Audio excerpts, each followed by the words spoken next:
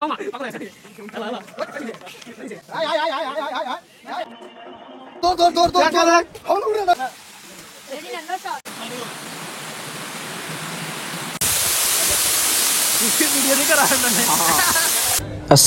আলাইকুম রহমতুল্লাহি ওয়া বারাকাতুহু।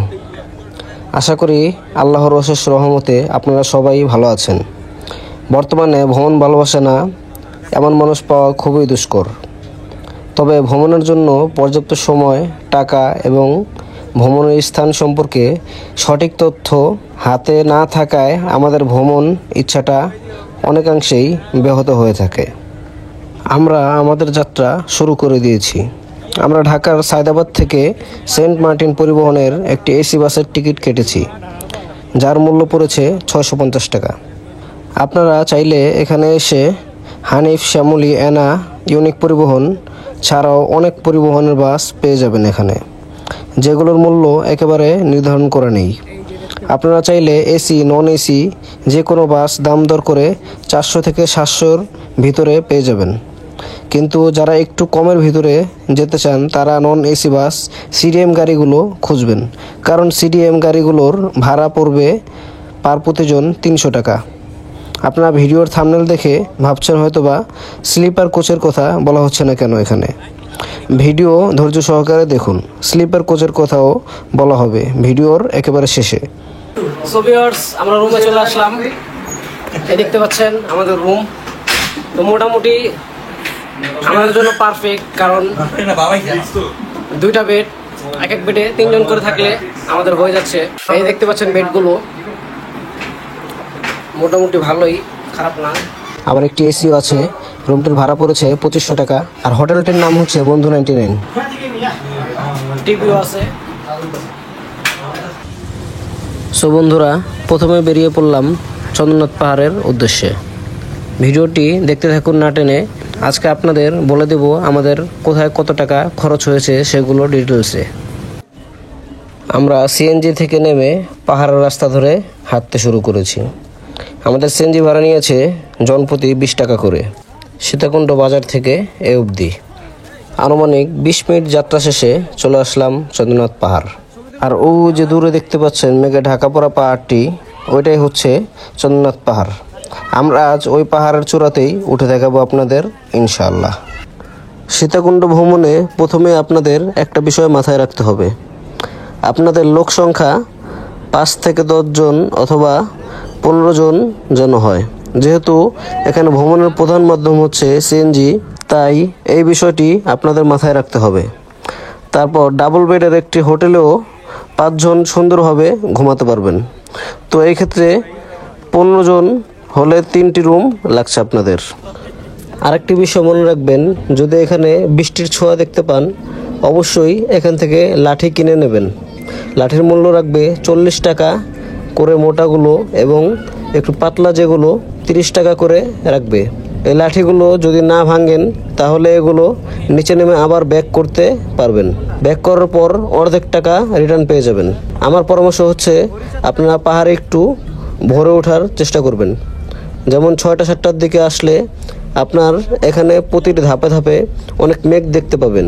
তাছাড়াও ভোরের ওয়েদার একটু ঠান্ডা থাকে, এজন্য আপনাদের ওঠার কষ্ট একটু কমে যাবে, বিকজ রোদ থাকবে না। আর আপনাদের সাথে পর্যাপ্ত কিছু পরিমাণ পানি রাখবেন এবং সাথে কিছু শুকনো খাবারও রাখবেন, কারণ পাহাড়ে ওঠার পর পানি এবং খাবার পেলেও এগুলোর দাম 3 গুণ বেশি হবে। এটা মাথায় রাখতে হবে। আর এটাও মাথায় রাখতে হবে যে আপনাদের প্রায় 16 ফিট উপরে উঠতে হবে। পাহাড়ে ওঠা খুবই কষ্টকর, তাই অবশ্যই আমার মতামত মহিলা, বৃদ্ধ লোক অথবা বাচ্চাদের না আনলেই ভালো। তবে পাহাড়ে ওঠা যেমন কষ্ট, ঠিক তেমনই একটি অন্যরকম ভালো লাগাও কাজ করে। এই পাহাড়ে কিন্তু ত্রিপুরা প্রজাতিরা বসবাস করেন। এই পাহাড়ে তারা জুম চাষ করে বিভিন্ন ফসল উৎপাদন করেন, যা তাদের একমাত্র উপার্জন। এখানকার উপজাতিদের জীবনযাপন কিন্তু আমাদের থেকে অনেক বেশি কঠিন। এই গেটের ভিতরে প্রবেশ করার পর আপনারা 2টি রাস্তা দেখতে পাবেন। একটি হচ্ছে সিঁড়ির রাস্তা আর অন্যটি হচ্ছে মাটির রাস্তা। আপনারা অবশ্যই মাটির রাস্তা ধরে উঠবেন। এবং নামার সময় সিঁড়ির রাস্তা দিয়ে নামবেন। সিঁড়ির রাস্তাটা অনেক বেশি খাড়া, তাই আপনাদের সেই রাস্তাতে উঠতে অনেক বেশি কষ্ট হবে। এটা মাথায় রাখবেন, সব সময় বাঁ পাশ দিয়ে উঠবেন, আবার বাঁ পাশ দিয়ে নামবেন, তাহলে সঠিক রাস্তায় ট্রাভেল করতে পারবেন।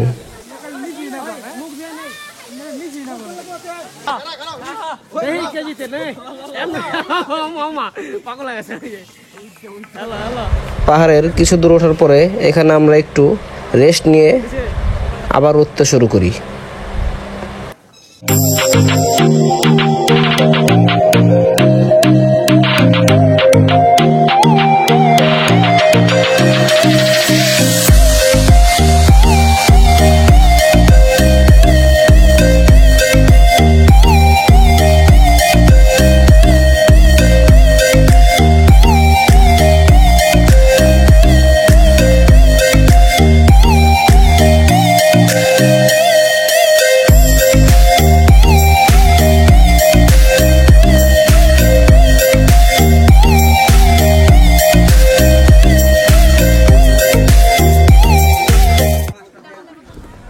মোটামুটি 1 ঘন্টা যাত্রা করার পরে আমরা এই ছোট মন্দিরটির কাছে চলে এসেছি।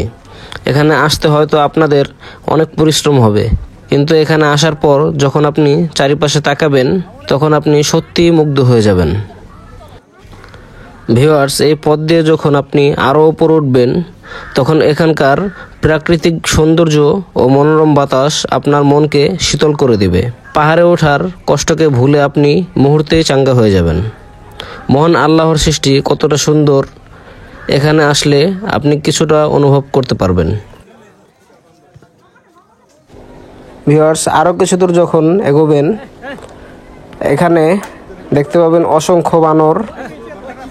এই দেখুন বানরগুলো কত সুন্দর।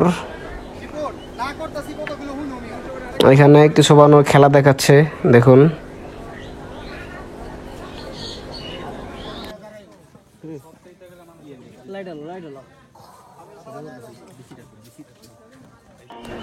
সো ভিউয়ার্স, প্রায় 2 ঘন্টা ট্রেকিং শেষে আমরা পাহাড়ের চূড়াতে এসে পৌঁছেছি। পৌঁছে যখন আপনি চারপাশটা দেখবেন আপনার মন অন্যরকম উৎফুল্ল কাজ করবে। মেঘের স্পর্শের সাথে আকাশের বুকে মাথা তুলে দাঁড়ানো সত্যি এক অন্যরকম ভালো লাগা। হয়তো এই জন্যই মানুষ জীবনকে বাজি রেখে বড় বড় পর্বতগুলোতে ভ্রমণ করতে যায়। পাহাড়ের চূড়াতেই দেখতে পাবেন একটি মন্দির। এই মন্দিরটির নামই চন্দ্রনাথ মন্দির। এবারে নামার পালা, আর নামবো যেহেতু সিঁড়ি দিয়ে, তাই আমার পরামর্শ আপনারা খুব সাবধানে সিঁড়ি দিয়ে নামবেন।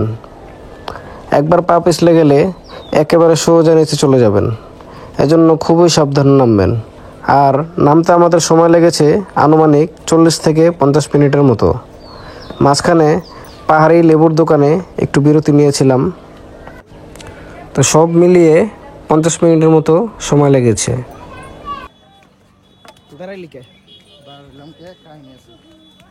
সো ভিউয়ার্স, চন্দ্রনাথের পর্ব ছিল এই অবধি।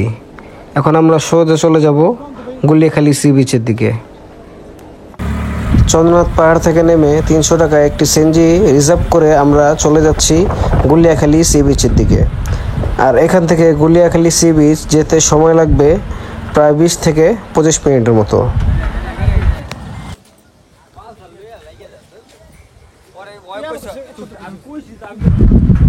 সিএনজি থেকে নেমে সি বিচ যাওয়ার আগে এরকম একটা বাঁধ দেখতে পাবেন। এই বাঁধটি আপনাদের পাড়ি দিতে হবে।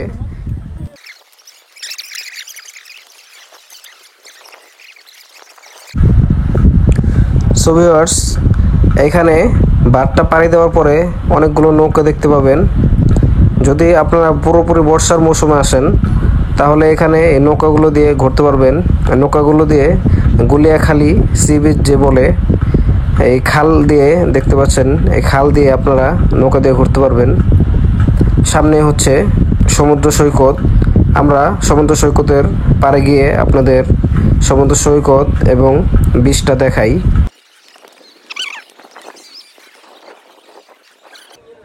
সো ভিউয়ার্স, এই হচ্ছে বিচটা। আমরা সন্ধ্যার দিকে এসেছি তাই এরকম হয়ে আছে, তারপরেও দেখতে মাশাআল্লাহ অনেক সুন্দর লাগছে।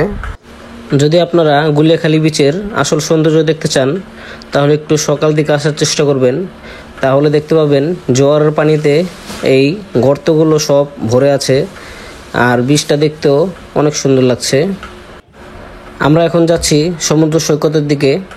সমুদ্র সৈকতে যাওয়ার সময় এই পথগুলোতে যখন যাবেন একটু সতর্ক থাকবেন, কারণ এইগুলো অনেক শক্ত, বিশেষ করে খালি পায়ে হেঁটে যেতে হবে, এজন্য সতর্ক থাকতে হবে অনেক।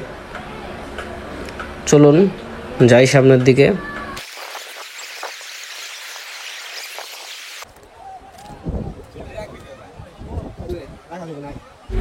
সো ভিউয়ার্স, এখানে আমরা জুতাগুলো রেখে তার উপরে জামা কাপড় ব্যাগ রেখে দেন আমরা গোসল করতে নামবো সমুদ্রে গোসল করার পর আমরা সোজা চলে যাব আগামীকাল সকালে রূপসী ঝর্ণায়। এখন আমরা যাচ্ছি সীতাকুণ্ড কমলদহ ট্রেলের রূপসী ঝর্ণা ও ছাগলকান্দি ঝর্ণায়। সীতাকুণ্ড ঝর্ণার পরিচিত ঝর্ণাগুলোর মধ্যে অন্যতম হলো কমলদহ ট্রেলের ঝর্ণাগুলো। মোটামুটি সহজ ও অল্প সময়ের মধ্যে ঘুরে আসা যায় বলে ভ্রমণ পিপাসুদের মাঝে দিন দিন এর জনপ্রিয়তা বেড়েই চলেছে। আমরা এখন রূপসী ঝর্ণার মুখে। আমরা প্রথম ধাপ বেয়ে উপরে উঠব, দেন আপনাদের উপর থেকে ভিডিও করে দেখাচ্ছি। আমরা প্রথম ধাপ পাড়ি দিয়ে ফেলেছি। এই হচ্ছে উপরের দৃশ্যটা। আর এই দিকটাতে যে ঝর্ণার মতো পড়ছে, এটার জন্য উপরের ঝর্ণাটার নাম দিয়েছে অনেকে কলসি ঝর্ণা। সো আপনাদের এদিকটা দেখাই।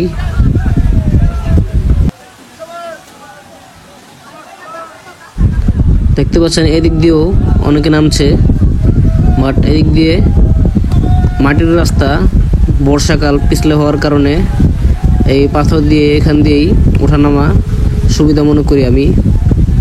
দেখতে পাচ্ছেন ঝর্ণার দৃশ্যটা। আর এই যে নিচের এখান থেকে একটু আগে ভিডিও করে দেখিয়েছিলাম আপনাদের। সো আমরা আরও সামনের দিকে এগোবো আর আপনাদের নিয়ে প্রকৃতির আরও গভীরে ডুবে যেতে চাই আজ। পরের ধাপে ওঠার আগে এরকম একটি ঝর্ণা দেখতে পাবেন।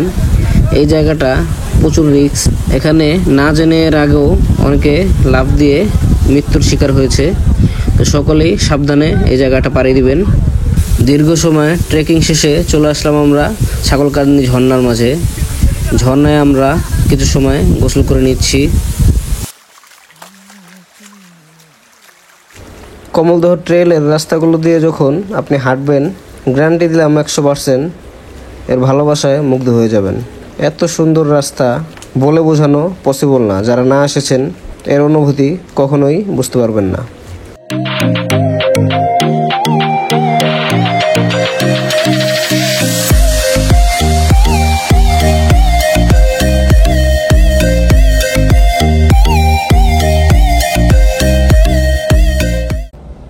সো ভিউয়ার্স, চলে যাচ্ছি ঢাকার উদ্দেশ্যে। আপনাদের ভিডিও শুরুতেই বলেছিলাম স্লিপার কোচের কথা।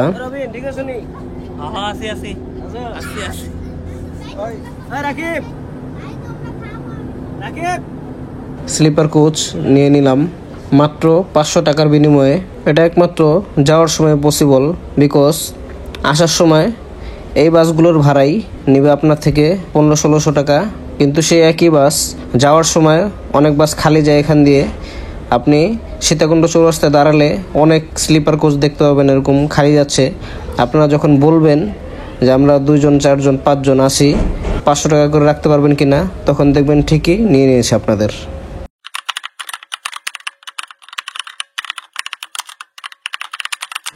ভিউয়ার্স, আমাদের রিক্সা ভাড়া, সিএনজি ভাড়া, খাবার, এভরিথিং যত টাকা খরচ হয়েছে সব কিছুর ডিটেলস এখানে দেয়া আছে।